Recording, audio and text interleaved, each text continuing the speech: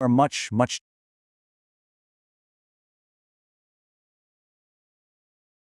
So, when you hear the word karate, what's the first thing that pops into your head? Is it maybe a high kick in some action movie, or the intense stare-down of a competitive match? Well, today, we're going to journey way past the scoreboard and the silver screen, and go deep into the heart of the dojo. We're going to let the profound philosophy of Hanshi Deena Naidu be our guide to uncover what karate is really all about. And this is the question, isn't it? This is what's at the heart of our whole journey today. Because, according to Hanshi's teachings, if we only see karate as a competitive fighting sport, we are missing the entire point.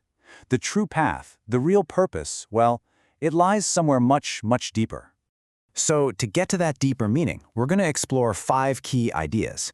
We'll kick things off by separating sport from self-defense.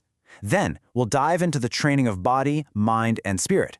We're going to find out why a teacher is so different from an instructor, redefine what karate's true weapons are, and finally, discover the ultimate path to becoming what Hanshi calls super souls. Okay, so let's start with that first and probably most common misunderstanding. Is karate all about winning a match, or is it really about building a defense system for your life? The answer, it turns out, starts with where the training happens, in the competitive ring versus the traditional dojo. See, on one side, you've got sport karate. Its focus is totally external, winning a trophy in a ring, a competition against other people where there can only be one winner. But on the other side, you have traditional karate, and its focus is completely internal. It happens in a dojo, a place for higher learning.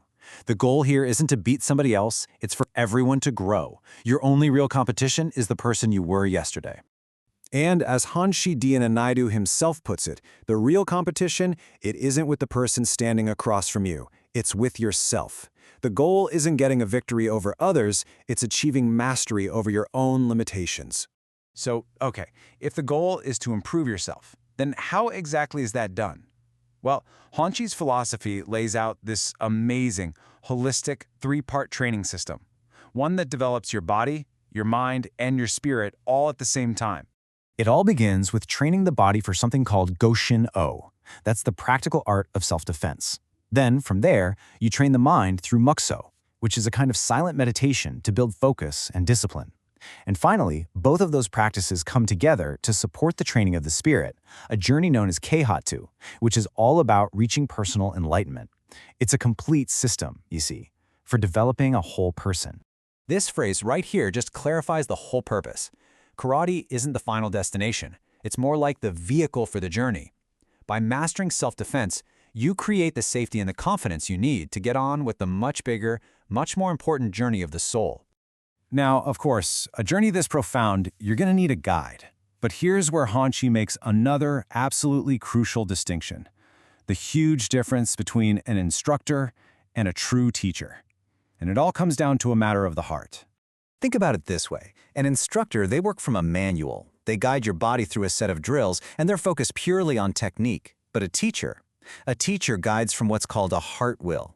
Their focus isn't just on the physical drill. It's on the soul fill, the complete development of the person. They don't just guide your movements. They guide your entire path in life.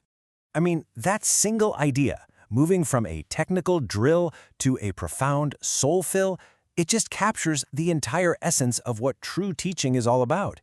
It's about this deep, heartfelt commitment from the teacher to actually nurture the student's inner growth. So, this philosophy of teaching from the heart, it leads to a completely different way of understanding strength. While we usually think of martial arts and physical weapons, here the very idea of a weapon gets totally transformed. And to get this, we have to start with the literal meaning of the word karate, empty hands. Now, this is more than just a name. It's a whole principle. A student arrives not with aggression, not with ego, but with an open mind and a real readiness to learn. And this right here is where the beautiful transformation happens. As Hanshi Naidu explains it, a teacher's job is to take those empty hands and fill them, not with tools for aggression, but with weapons of love. So, what does that actually mean? Well, this arsenal is built from character. The core of the teaching is just fundamental human values. The mindset shifts from the competitive world of the mind to this unified world of the heart is oneness. And the method? It's all built on teamwork, summed up by the acronym TEAM. Together, everyone achieves more. Real strength isn't found in what you can do alone, but in what we can do together. All right, so where does this path of inner development ultimately lead? In this final part, we get to see how this personal philosophy expands way, way out, from the individual student to a potential blueprint for the entire world. Hanshi draws this incredibly powerful parallel here. So on an individual level, a karate practitioner builds a personal defense system, right? Not a tool for aggression. He then takes that principle and scales it up to the global stage. He points to post-war Japan, which, in its constitution, created a self-defense force, not an army for aggression. The core idea is exactly the same. And right here, we see the profound implication. This personal philosophy, when you apply it on a global scale, offers a simple but powerful roadmap for world peace, a world where strength is universally understood as a tool for protection and never for attack.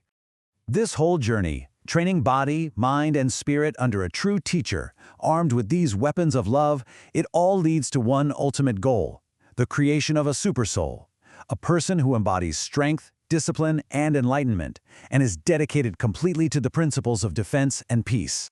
And what's really amazing is that the path doesn't even end there. In this philosophy, becoming super souls is just one step on a much longer journey towards an even higher state of being, cosmic souls.